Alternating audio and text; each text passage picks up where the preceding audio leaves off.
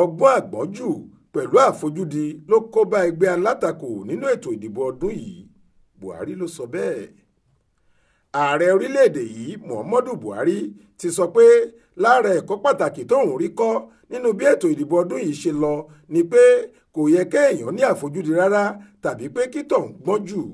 Buhari ní lára pé ẹgbẹ́ Alatako ìyẹn People's Democratic Party PDP àti Labour Party kò fìmọ̀ ṣọ̀kan àti pé wọ́n rò pé àwọn gbọ́n ju gbogbo ẹgbẹ́ yòókù ló fà á tí wọ́n ṣe bá ara wọn nípò tí wọ́n bá ara wọn lẹ́yìn tí ètò ìdìbò náà parí tán.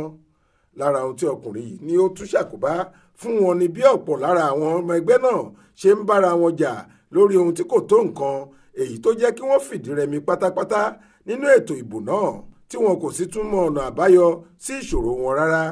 Buhari sọ̀rọ̀ yìí lásìkò tó ń gba àpapọ̀ àwọn gómìnà ẹgbẹ́ All Progressives Congress APC, èyí tí gómìnà ìpínlẹ̀ Kebbi Abubakar Bagudu jẹ́ alága wọn lálejò nílé rẹ̀ tó wà nílùú Àbújá lọ́hùn-ún lọ́jọ́bọ̀ tọ́sídẹ̀ẹ́ ọjọ́ 27 oṣù kẹrin yìí.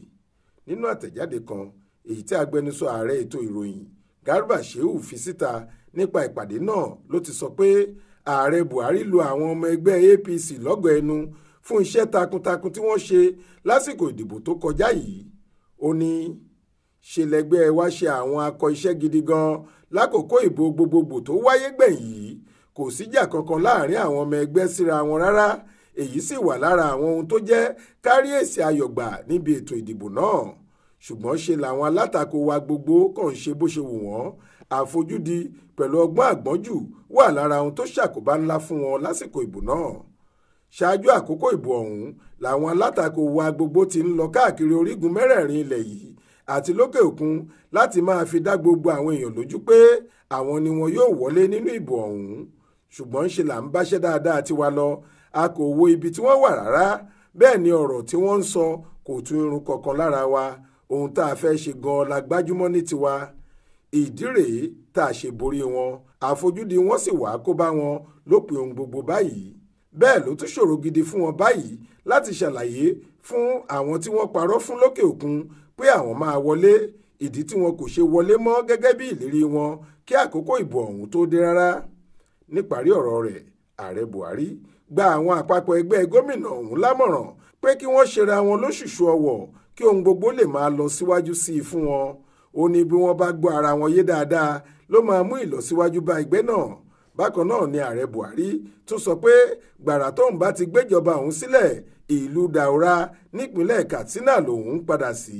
Ó ní lẹ́yìn bí oṣù 6 tóun bá ti sinmi dáadáa tán lòun á ṣẹ̀ṣẹ̀ tó lọ máa gbé nípínlẹ̀ Kaduna níbi tóun ti ṣètò sílẹ̀ báyìí.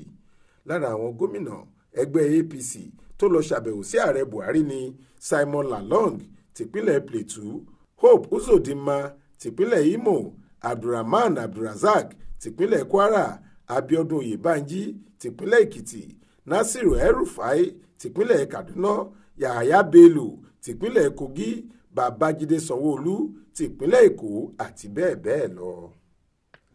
Adéwálé Adéoyè ló ṣàkójọ ìròyìn yìí fún iléeṣẹ́ tẹlifíṣàn Aláròye online.